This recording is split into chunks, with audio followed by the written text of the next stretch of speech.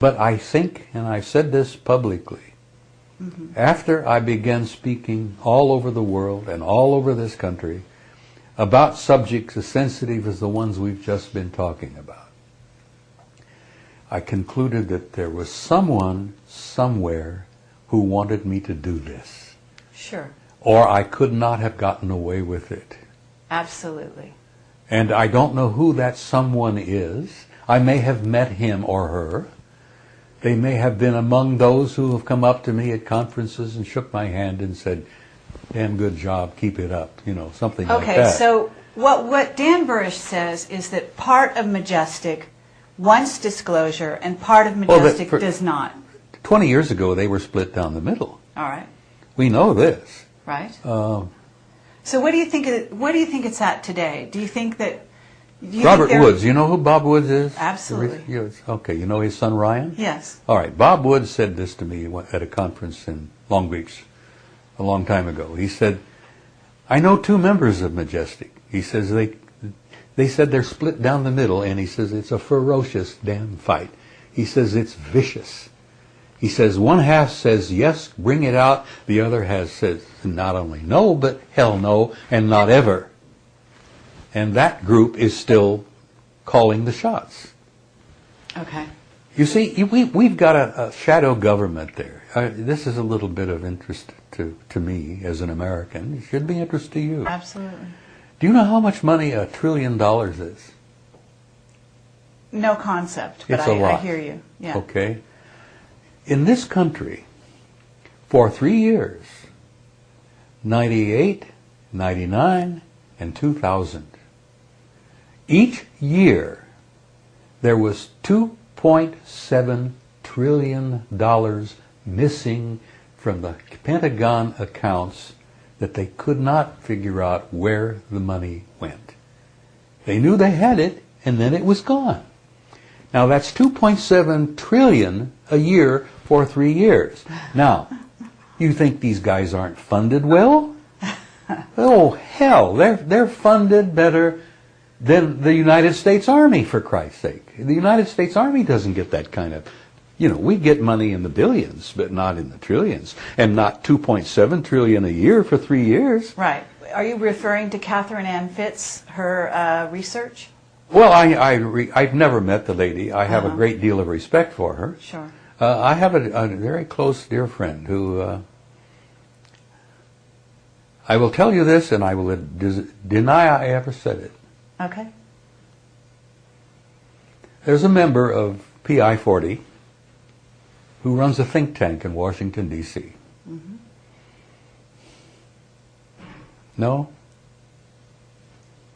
Well, it's a source. She might want to talk to him. He's a man I trust, a man I admire and respect, and he is on the inside. And he told Catherine one time, he says, "You want to meet an alien? Mm-hmm. I can arrange it." And she evidently scurried off. Right. And so he was never forced to deliver on his promise. But if you ever are in Washington and you get a chance, say hello to John for me, will you? I will do that. Okay. Yeah. I that trust story is on Catherine's website. She is says she always regretted that she never took him up on that she didn't take him up. All right. Well, John is one who not only knows aliens, but he's probably got a couple on his board. That's how involved we are with at least one group. Absolutely. Now, everybody says, which group is which, Are they the lizards, are they the reptiles, or are they this, or are they that? It doesn't matter. We're dealing with some groups out there that are 1,000,000 years ahead of us in evolution, technology, and development.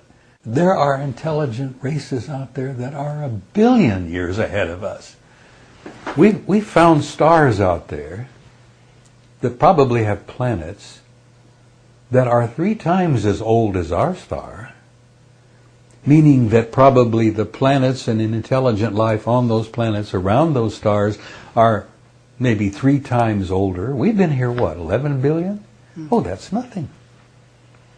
The universe, the last they figured it was 14 billion. And then they had an astronomer on us. I love this. They had an astronomer one day who said, "We can't figure this out. We found stars that are older than the universe." And I thought, nitwit, do you think perhaps you ought to go back to the drawing board? That maybe you missed something in Astronomy 101. Anyhow, I diverge here. Well, what I'm trying to tell you is we are immersed in a universe that is conscious, teeming with conscious intelligence. And there are planets out there like grains of sand, filled with intelligent life. And there are cultures, civilizations, societies that are a million years ahead of us. Now, I like this because it's an exercise I like to throw out to kids. I put together a curriculum one time for grade school kids on this subject. They'd have burned me at the stake. The school board would have if I had ever tried to get this thing accepted. But when you stop to think about these realities, that this species, in all of its primitive savagery, with all of its limited, heartbreaking, ignorant, stupid way of trying to go about life, that there are cultures and civilizations and societies out there that, if not perfect, have reached a level so far beyond what we have here. And that I know this, and I sense this, and I feel this in my gut. And that's why I pick up the paper and I read the latest garbage. And the killings. And it's no wonder that I have not become a recluse. I cannot live in that world anymore. And the reason I think I gave you earlier is that my old world view, my paradigm, collapsed around my knees 20 years ago. Sure. Now, if it's turned me into a cynical recluse, what would it do to the masses of people out there that are going about their tiddly-ass little business, their little lives, going bowling, going to NASCAR races, drinking their beer, chomping their chips, and thinking that this is a good life, when you and I know that that's not so. Right. Well, actually, you show me a remarkable amount of consciousness, of love, of, you know, you have a vibrant spirit that's very amazing. I mean, you're very eloquent. So this has not been all bad. This information has actually enlightened you and made you who you are today. Yeah, it certainly has. What I am today is a total product of not only 78 years on this planet, but I've always liked to say that, you know, I've lived a couple of hundred lifetimes because I'm totally convinced of the reality of reincarnation. Good for you. I've just made my mind up that I ain't coming back here again. The point I'm getting at is I have a love-hate relationship with the human race. I really do. Understandable. I have a love-hate relationship with this species. And if I were to be able to grab this species by the collar and slap the living shit out of them, I would do so. But what I'm doing here with you and your little camera is, to some degree, doing just that. If my words have any meaning or have any value to not only to you guys, but to anyone in the future who sees this, it is that I love this race.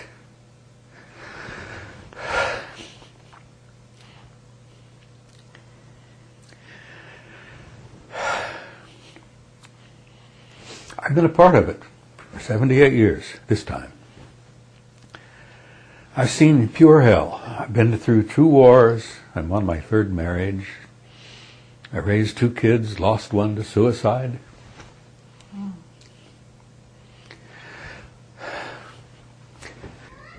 I've seen things in this life